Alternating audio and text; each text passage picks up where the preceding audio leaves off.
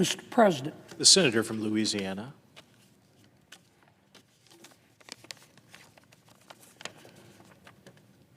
Well, Mr. President, it looks like we're going to have a shutdown. What does that tell us? I'll tell you what it tells me. It's simply that much more evidence that human evolution is a slow process. I thought humans had advanced more as a species, but apparently we haven't. What do I mean by a shutdown? Well, we can't keep government open without a budget. And tonight at midnight, our current budget expires unless we vote to maintain the status quo and continue the current budget as we negotiate a new one. Many of my Democratic friends say, well, what's the problem? The Republicans are in charge. The president's a Republican, and the Republicans have a majority in the Senate, and the Republicans have a majority in the House. What's the problem? They know what the problem is. We can't pass a budget. We can't keep government open just with Republican votes here in the Senate. We only have 53 Republicans. We need 7 Democrats to join with us. So for my Democratic colleagues to say, well, the Republicans are in charge and they don't need us, they know that's not accurate. And that's what's going on. Now, we've had a few shutdowns before, and every shutdown is different, but most shutdowns are a combination of both policy and politics in varying degrees. This shutdown, in terms of policy, makes absolutely no sense. None. What we have proposed to our Democratic colleagues and the minority leader, Senator Schumer, is to make no changes to the current budget. We just want to continue the current budget and keep government open until just before Thanksgiving to give us more time to negotiate a permanent budget. We did that many times when President Biden was president and when the Democrats had the majority. In fact, we did it 13 times. Not only have Republicans done it, but Democrats have routinely done it. But this time, the Democrats have said, no. We want more. And you may be thinking, okay, that's reasonable. What do you want? Well, it's not reasonable. In effect, what the Democrats are saying to us is that we're going to close government unless you Republicans agree to make it bigger. We don't want the status quo. We want you to commit to spending $1.5 trillion more than you're spending now. And we, the Democrats are saying, are going to tell you how to spend it. First, they want us to repeal all of the Medicaid reforms that we did in the reconciliation bill. Some call it the One Big Beautiful Bill. The One Big Beautiful Bill would not reduce Medicaid. In fact, it would go up about 2% every year as a result of our bill. But it would say to people who are on Medicaid, who aren't eligible for Medicaid, that you're not going to get Medicaid anymore. Dual eligibles, people who sign up in Louisiana and Mississippi, that's fraud. Under our bill, they would be thrown off. The Democrats want them put back on. Under our changes in the One Big Beautiful Bill that the Democrats want us to reverse, you would have to satisfy certain income levels to be on Medicaid. The law says if you make too much money, you can't get Medicaid because Medicaid is for the poor.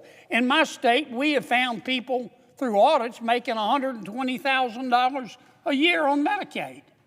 So our bill, which the Democrats want us to repeal after just passing it, would say to those people that if you don't meet the income limits, you can't get Medicaid. So that's the first demand of the Democrats. Take out all the reforms that we made to Medicaid in the reconciliation bill and throw them out the window. Number two, they want to extend the Obamacare subsidies. What does that mean? Well, first let me say Obamacare was a mistake, and we know that now. When President Obama passed Obamacare, we were told that our lives would be better. Our lives have been worse. We were told that it would make health insurance more accessible and more affordable. It's done neither. On the non-Medicaid part of Obamacare, we've got, 25 million Americans who are accessing it. And for the most part, about 90% of them are low-income Americans. But the rest are making huge sums of money. Some are making $160,000 a year getting Obamacare subsidized by taxpayers. And that's not the way it was supposed to be. How did we get here? Well, it's simple. During the pandemic, when people were being laid off or losing their jobs or couldn't work, President Biden rammed through a bill to enlarge the subsidies. He took the cap off the amount that you needed to earn in order to get Obamacare. And those subsidies at the end of this year are about to run out. Now, the Republicans have said, we'll sit down with our Democratic friends and talk about how to extend them, but we want to reform the program because it's not right that people making $125,000, $150,000, $250,000, $200,000 a year are getting their health insurance subsidized by the federal government. That's bone deep down to the mayor stupid. But the Democrats, Senator Schumer and his colleagues, have said, nope, we will shut government down unless you agree automatically to extend these subsidies, which were passed during the pandemic, after the pandemic is over, permanently.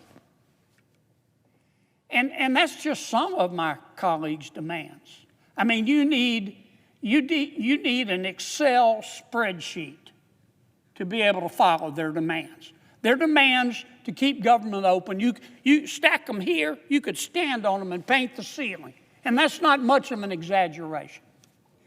And when Senator Schumer announced these demands, that's when I knew. I knew it in a nanosecond. We're going to have a shutdown. Because my colleagues, my Democratic colleagues, are very smart people. And Senator Schumer is a smart person.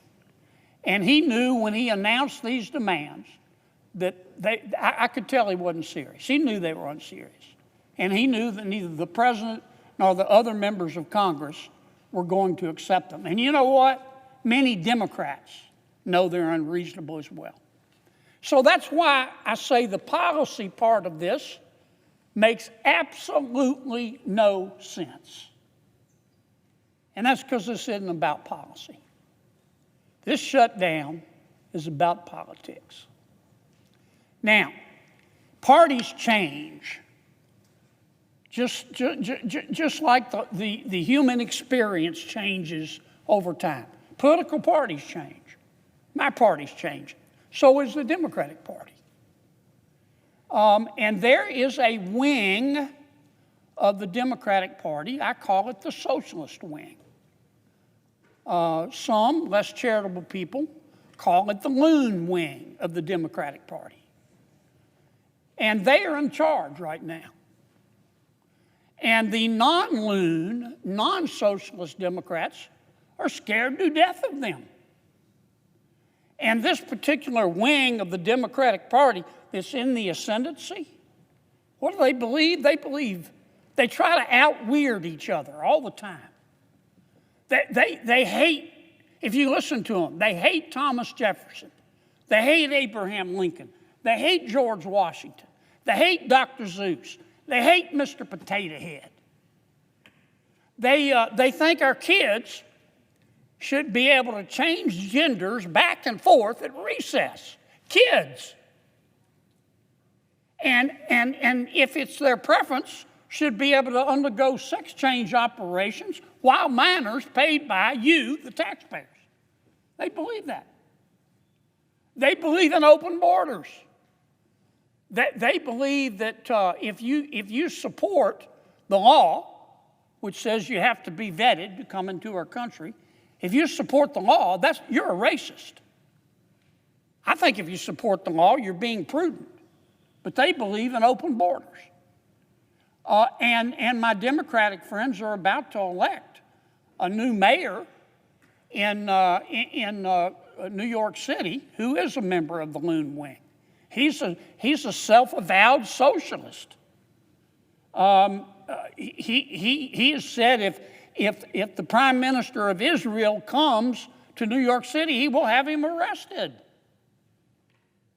But this is not the majority of Democrats that believe this. I don't think that for a second. And I know many of my Democratic colleagues here don't believe that. But the Loon Wing, the socialist wing, the angry Gary Busey wing of the Democratic Party is in ascendancy. And they've got a lot of power, enormous amount of power. And many of my Democratic colleagues in the Senate are scared of them. And the Loon Wing is mad at many of my Democratic colleagues in the Senate. They shouldn't be, but they are. And therefore, many of my Democratic colleagues in the Senate are scared of the Loon Wing. And they want the Loon Wing to love them. The Loon Wing will never love them. They're better off doing the right thing, and they know what the right thing to do is. But that's why I say this is a political decision, and that's why we're going to shut government down. Now, once you shut government down, unless you're prepared to leave it shut down permanently, and maybe my Democratic colleagues are, but I don't think so. I still, maybe I'm naive, but I still think too many of my Democratic colleagues in the Senate know better. Once you shut the government down, you got to get it back open. How are they going to get it back open? We're not going to agree to their demands. $1.5 trillion. They know we're not going to agree to it. So how is my friend Senator Schumer going to get government back open? You know, there's a famous movie line. I don't remember the movie. I think Denzel Washington said the line. I love Denzel Washington. He's what cool looks like. The guy's awesome. He's a total baller, man. I love Denzel Washington. But anyway, I think he said in one movie, if you pray for rain, you better be prepared to deal with the mud. And truer words were never spoken. So if you want to shut down, I say to my Democratic friends, you better be prepared to deal with the mud. How you going to get it back open? How you going to get it back open? I wouldn't want to be in their shoes to have to make that decision. Let me just say a few words. Every time we do a shutdown, it scares the living daylights out of the American people, especially our elderly. It breaks my heart. All of us get phone calls from folks scared to death. They're not going to get their Social Security check, or they're not going to be able to see their doctor, and it just breaks my heart. So I want to give them a little bit of assurance. During the shutdown, the executive branch will be in charge, and the Trump administration is not going to do anything to hurt our elderly. I want to assure them of that. If you're receiving a Social Security check or Medicare or Medicaid or a veteran's disability, your checks are going to continue. We will make sure of that. Trump administration will make sure of that. Government may be shut down, but essential workers will still be there to make sure those checks are sent out. If you're hungry and you don't have the money to eat, we're not going to let you starve to death.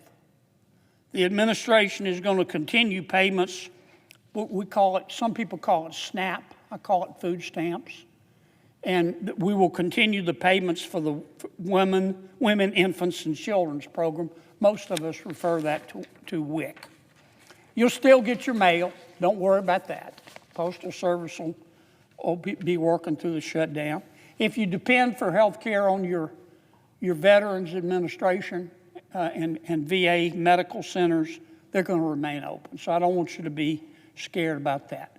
Now, you're going to notice an impact. Probably we've got 2.5 million federal employees, probably 750,000 aren't going to be on the job. Under the law, they have to go home. So you will notice an impact. You'll notice it in our parks. You'll notice it in our museums here in Washington if you're visiting. You'll notice it in many of the federal agencies. That's the law. They can't come to work in a shutdown. Doesn't matter who initiates the shutdown. We still got a little time. It's midnight tonight, and we're going to be taking some votes here in a few minutes. Give our Democratic colleagues one last chance.